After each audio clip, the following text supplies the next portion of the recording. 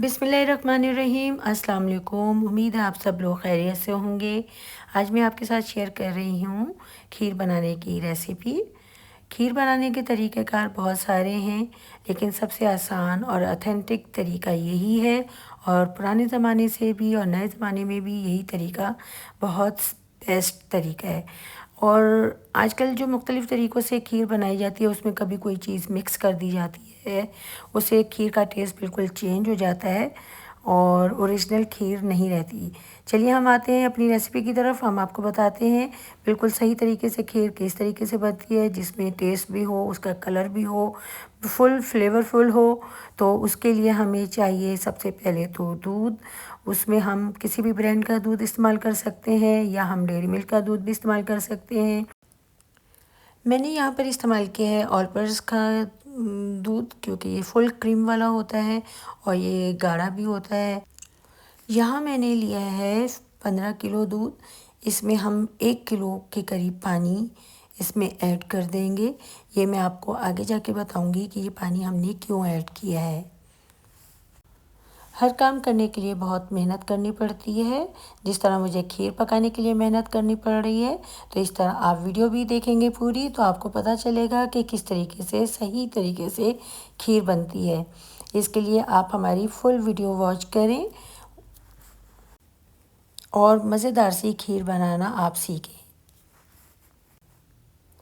यहाँ पे दूध हमने डाल लिया एक बड़े पतीले में। अब इसको हम बॉईल कर लेंगे। यहाँ पर हमने चावल लिए हैं, ये हमने 15 मुट्ठी चावल लिए हैं। इनको अच्छी तरीके से वॉश करके रात भर के लिए भिगो कर रख दिया था, जिससे कि चावल बहुत अच्छे तरीके से फूल कर बड़े हो गए हैं और सॉफ्ट हो गए हैं। और हमने कुछ बादाम भी लेकर उनको हमने धोकर रात तक के लिए भिगो दिया था, ताकि छिलका आराम से उतर सके।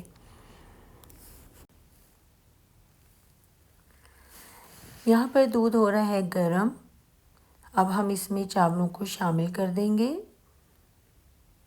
साथ साथ ये बॉयल भी होता रहेगा और चावल भी इसमें पकना शुरू हो जाएंगे।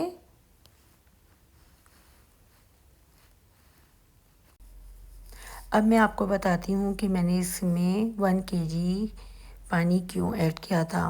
क्योंकि इसमें हमने चावल डाले हैं। अगर हम खाली दूध में चावल डालते तो दूध फ़ौरन गाढ़ा होना शुरू हो जाता और उसमें चावल जलने के चांसेस या लगने के चांसेस ज़्यादा होते। अब अगर हम पानी इसमें डालते हैं तो उस पानी के अंदर चावल अच्छे से बॉयल होना शुरू हो जाएंगे, और इस वजह से हमने पानी इसमें ऐड किया था। अच्छा, एक और बात है कि इसमें आप असल जो खीर बनती है उसमें आप चावल कभी भी ग्राइंड करके ना डालें। अक्सर लोग टाइम की कमी की वजह से ग्राइंड कर देते हैं, घोटना नहीं लगाना पड़ता उनको, इस वजह से वो चावल डाल देते हैं ग्राइंड करके और या बॉयल करके डाल देते हैं, उससे टेस्ट ख़त्म हो जाता है। बस खीर को हम हल्के फ्लेम के ऊपर रख देंगे, उससे चावल भी अच्छी तरीके से बॉयल होते रहेंगे और दूध में भी गाढ़ापन आ जाएगा, और उसे हम अच्छी तरीके से घोटते रहेंगे तो अच्छे से घुट जाएगी और बड़ी नरम मुलायम खीर बन जाएगी। जब ये खीर गाढ़ी हो जाएगी तो हम उसमें हस्बे ज़ायक़ा शुगर ऐड करेंगे। अगर आप हल्का शुगर इस्तेमाल करते हैं तो आप उसमें कम चीनी डालें। अगर आप थोड़ा तेज़ खाते हैं तो अपने हिसाब से आप उसमें उतने ही चीनी का इस्तेमाल करें। और साथ साथ आप घोटते रहें ताकि खीर नीचे से नहीं लगे। साइडों पे भी अगर खीर लग रही है, उसको चमचे से की मदद से आप हटा के इसमें दूध में शामिल कर दें। उसमें अच्छी तरीके से घुट जाएगी और आपकी ये मज़ेदार सी खीर तैयार हो जाएगी। अगर आप खीर को कम से कम 6 से 7 घंटे के लिए पकाएंगे तो बहुत अच्छी मज़ेदार खीर बनेगी। आप अगर 1 किलो खीर बना रहे हैं, वो भी आप कम से कम 2 से ढाई घंटे हल्के फ्लेम पे पकाएं तो बहुत अच्छी खीर बन जाएगी। और अगर ज़्यादा तादाद में खीर बना रहे हैं तो वो आपको बहुत ज़्यादा टाइम के लिए रखना पड़ेगा चूल्हे के ऊपर, और आपको फिर ही अच्छी मज़ेदार खीर का टेस्ट मिलेगा। यहाँ हमारी खीर हो गई है तैयार। अब हमने उसको मिट्टी के कूटों में निकाल लिया है, और ये बहुत इसमें से मिट्टी के कूटों में जमाने से सूंधे सूंधी सी खुशबू आती है और बहुत मज़ेदार खीर का टेस्ट हो जाता है। वैसे आपकी मर्ज़ी है, आप किसी भी बाउल में खीर को ठंडा करने के लिए रख दें। पहले आप इसकी स्टीम निकालें और उसके बाद आप फ्रिज में रख सकते हैं। आप गार्निश करने के लिए बादाम, पिस्ते सब चीज़ों का चांदी के वर्क का इस्तेमाल कर सकते हैं। मैंने यहाँ पर सिर्फ बादाम इस्तेमाल किए हैं क्योंकि यहाँ हमारे यहाँ सबको बादाम पसंद है।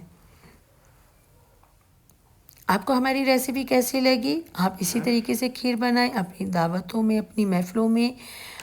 आप एक बार हमारे तरीके से बनाएंगे, आप बार बार हमारे ही तरीके से फिर बनाएंगे।